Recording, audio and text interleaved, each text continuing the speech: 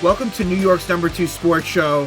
Some sad news and news that is not unexpected upon the recent setback for Filip Chytil, but it has been announced by the New York Rangers that Filip Chytil will miss the remainder of the 2023-2024 season. Termed as an upper body injury, but it is, a concussion for Filip Chytil, and he has unfortunately sustained a lot of concussions over the last few years, and this is the sensible, prudent move for him to be shut down for the rest of the season.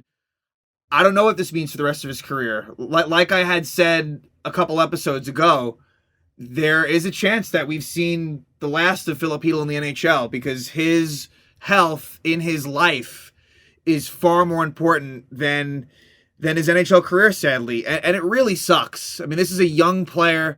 He, it's funny. You think of him as being older than he is. He's only 24 years old. He came up, he must have been like 18 or 19 when he made his NHL debut. And he has really shown a lot of progress. He had one of his best chances of his career going to the season. He was on the Artemi Panarin line. He was always relegated to more third line center duty. But this year, he was in the top 6 to start. And the ice time even shows that. In a small sample size, he only played 10 games, but his average ice time was 15 minutes and 55 seconds, which was way more than it had been previously. Last year, he scored 22 goals. He was a plus 15. So I want to talk a little bit about what he's done, but it's more about, unfortunately, the fact that he's had a hard time staying healthy, and he had a collision with Jesper Fast, former Ranger, in early November against Carolina, and he has been out since. He went back home to Czechia, and it seemed like he was maybe making some progress, getting better, and in his second practice, we don't exactly know what happened in this practice, but he had to be helped off the ice, and this was, what we're left to kind of assume is that he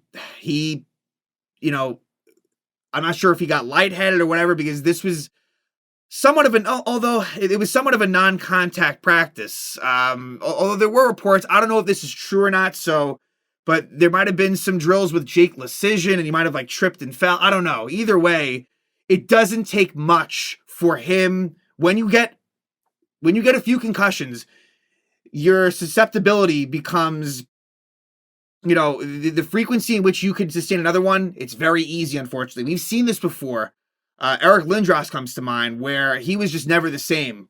And of course, Michael Sauer is someone who, another young, promising player for the Rangers on defense that got hurt in 2012, and that was it. And so if the past tells us anything, sadly, Filip Chytil may never return, but you just hope that he can be okay off the ice and that he makes his full recovery. I'm very happy that they're not pushing this.